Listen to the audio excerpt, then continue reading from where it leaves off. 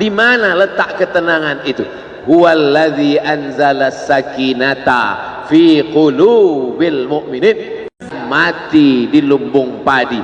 Apa sebenarnya yang terselit dari peribahasa itu? Iman mati karena tidak disirami dengan ilmu. Ilmu. Datang seorang jamaah menemui saya, Ustadz Somad, saya kena penyakit insomnia, gak bisa tidur malam. Jam 2 malam mata saya masih berkedip-kedip. Bismika Allahumma ahya wa amut, gak mempan. Sebabnya apa Pak? Sebabnya saya beli tanah. Setelah beli tanah, tanam kelapa sawit, dipupuk, dijaga, 3 tahun berbuah. Pas mau dipanen, sudah dipanen orang duluan. Ternyata tanahnya bermasalah, dibawa ke pengadilan, dia yang menang. Akhirnya sampai jam 2 malam gak bisa tidur. Apa yang terlintas dalam pikiran? Kenapa beli tanah, kenapa tanam sawit, kenapa beli tanah, kenapa tanam sawit, kenapa diambil orang, kenapa dulu gak ternak ikan aja, kenapa gak ternak puyuh. Berbulan-bulan gak bisa tidur. Akhirnya pergi ke psikiater. Pak psikiater, ya saya sudah 2 bulan gak tidur-tidur Pak psikiater. Akhirnya Pak psikiater buat resep. Ini obatnya, yang ini dimakan sebelum makan, yang ini dimakan setelah makan, yang ini 3 kali, yang ini 2 kali. Akhirnya memikirkan resep itu, makin gak bisa tidur. Dimakan, tertidur. Dosisnya habis, terbangun. Kenapa beli tanah, kenapa tanam? Setelah dimakan, muncul masalah baru. Terlalu banyak makan obat, terjadi kekacauan tubuh. Akhirnya kena buah pinggang, muncul masalah baru. Sampai akhirnya saya ketemu MP3 Ustadz. Saya dengarkan sebelum tidur malam. Begitu saya dengar, saya tertidur. Makanya saya tidak marah kalau ada jamaah tertidur. Itu menunjukkan jiwanya tenang. Karena dia tidak kena penyakit insomnia. Orang Amerika, orang Eropa, mobilnya mewah, apartemennya cantik, rumahnya megah, duitnya banyak, dolarnya bejibun, gak bisa tidur karena masalah hidup dunia. Kita naik angkot kelewatan gang. Itu menunjukkan apa? Di mana letak ketenangan itu? Huwallazi anzala sakinata fi qulubil mu'minin. Dia yang menurunkan ketenangan ke dalam hati orang yang beriman. Oleh sebab itu maka iman ini mesti disiram dengan ilmu. Majelis ilmu adalah majelis zikir. Majelis ilmu adalah majelis turunnya rahmat dan barakah. Majtama'a qaumun fi baitin min buyutillah. Sekelompok orang berkumpul di rumah Allah, yatsluna kitab Allah, membaca ayat-ayat Allah, wa yatadarasunahu fima bainahum, mengkaji isinya. Nazalat alaihimus sakinah, turun ketenangan. Wasyat bihimur rahmah, turun rahmat kasih sayang Allah. Haffat bihimul malaikah, dikelilingi oleh para malaikat. Wa dzakarahumullahu fi man indah, dibanggakan Allah Ta'ala dengan para malaikat. Tadi malam ketemu dengan murid dari Syekh Muhammad Yasin bin Isa Al-Fadani di Zawiyah Raudhah. Ketemu, cium tangan, barokah, zikir, sholawat, tenang jiwa. Lalu kemudian subuh ini ketemu dengan Abah Raud, ketemu dengan para penghafal Quran, ketemu dengan santri-santri, tenang jiwa.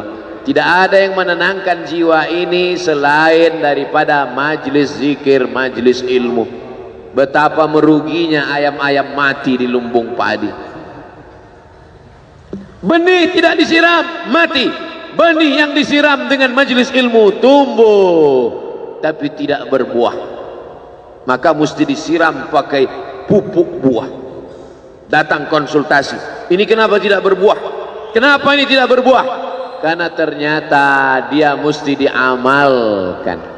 Sudah dapat ijazahnya, sudah talaqi, sudah halaqah, kenapa enggak berbuah? Belum diamalkan. Paksa-paksakan diri sebelum tidur malam, wudhu dulu, sholat witir. Paksa-paksakan diri bangun malam, tahajud. Paksa-paksakan diri siang, sholat qabliyah, sholat ba'diyah. Paksa-paksakan diri pagi, sholat duha. Paksa-paksakan diri, sholat subuh berjamaah. Barulah dia berbuah. Kalau dia tidak berbuah, dia hanya sekedar pokok kayu yang hanya membuat sampah saja. Tapi paling tidak tempat orang bernaung di bawah ketika panas, tapi manfaatnya tidak sesuai karena yang ditunggu itu buahnya. Masa pohon kayu rindang besar tidak berbuah sementara semangka yang kecil buahnya besar? Oleh sebab itu maka mesti berbuah. Benih disiram, berbatang, berputih, berbuah. Buahnya ranum, cantik dan indah. Begitu dibelah tak bisa dimakan. Kenapa? Ulat semua isinya. Oleh sebab itu mesti dijaga. Benihnya disiram. Apa yang bisa menjaga ini? Diprotek dia. Kenapa apel tidak dimakan ulat? Bukan karena ulat tidak sanggup beli apel, tapi karena disemprot pestisida. Ulat tahu ini ada pestisidanya, maka dia tidak makan. Kita nggak tahu, dimakan. Ikan asin tidak dikerubungi lalat. Tidak ada satupun lalat yang hinggap di ikan asin. Kenapa? Karena lalat tahu ikan asinnya pakai formalin. Manusia nggak tahu. Pintar mana manusia dari lalat? Jangan jawab. Akhirnya orang makan, menumpuklah pestisida dan formalin dalam darah. Apa namanya? CANCER, cancer. Karena dia tidak larut dalam tubuh. Yang lain-lain larut. Makanan-makanan larut menjadi energi, menjadi sampah, dibuang menjadi kotoran. Sama seperti daun, kalau jatuh ke tanah larut menjadi pupuk. Tapi plastik tidak larut, maka plastik sampah bertebaran. Oleh sebab itu maka ini mesti dijaga. Apa yang bisa menjaga buah apel supaya tidak berulat? Jagalah dia dengan ikhlas. Kamu kenapa nggak ke masjid? Saya kalau ke masjid riak, maka saya nggak ke masjid biar ikhlas. Tarkul amal li ajlin nas riak. Kata Imam Fudail bin Iyad, tarkul amal li ajlin nas riak. Tidak jadi beramal karena takut dipuji orang, riak. Wal amal li ajlihim syirik. Beramal karena ingin dipuji orang, syirik. Kenapa kamu nggak pakai sorban? Takut dipuji orang, riak. Pakai saja sorban anak. Jangan takut dipuji orang. Pakai sorban, yakinkan diri. Baik. Ustaz kenapa nggak pakai sorban? Ada masanya nanti pakai sorban. Tarkul amal li ajlin nas riak. Tapi beramal, tapi saya nggak tahan Pak Ustaz, dipuji orang. Luruskan, karena pujian pasti akan selalu datang. La'atiyannahum min baini aydihim wa min khalfihim wa an aymanihim wa an syama'ilihim. Datang dari depan, dari belakang, dari kanan, dari kiri, dari dalam. Alladzi yuwaswisu fi sudur, dari dalam, dari depan, dari belakang, dari kanan, dari kiri, dari dalam. Dari dua aspek, minal jinnati wan nas. Dari yang zahir, dari yang batin, berdatangan dia. La ughwiyannahum, aku akan goda anak cucu Adam. Sampai kapan? Madamat arwahuhum fi ajsadihim. Selama roh masih bersemayam dalam jasad, selama masih hidup, dia terus menggoda. Kapan kita berhenti dari godaan ini? Nanti setelah terbaring, terbujur kaku, bahkan sampai mau sakaratul maut pun dia tetap menggoda. Itulah makanya orang berzikir tidak bisa digoda waktu sakaratul maut. Kenapa? Karena la ilaha illallah akan terngiang di telinganya. Subhanallah walhamdulillah wa la ilaha illallah wallahu akbar. Subhanallah walhamdulillah wa la ilaha illallah wallahu akbar. Kalau itu diucapkan sekali, 10 kali, 100 kali, 1000 kali, terngiang dia di telinga kita. Bahkan ketika kita mau tidur malam pun terngiang dia.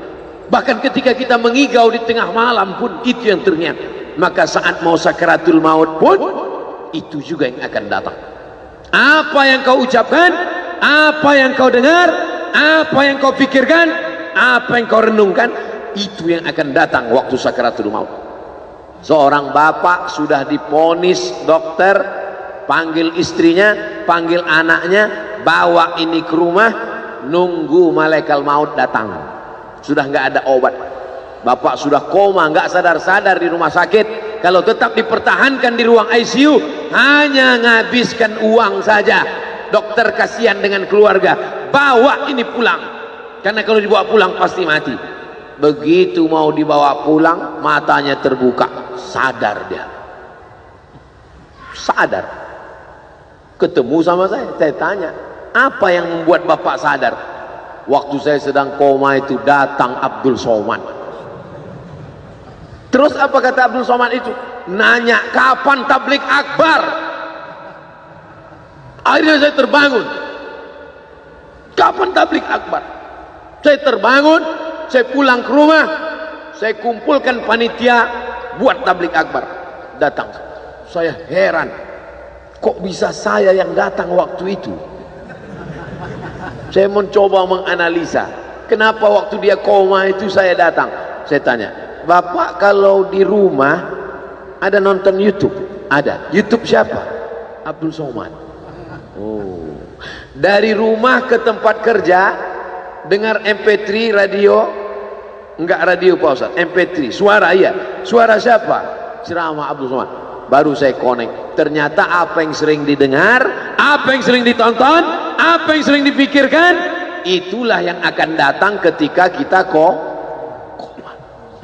Hati-hati yang suka sinetron Korea, hati-hati yang suka Bollywood, itu yang akan datang nanti waktu kau koma. Saudaraku yang dimuliakan, saya tidak nakut-nakuti, cerita aja.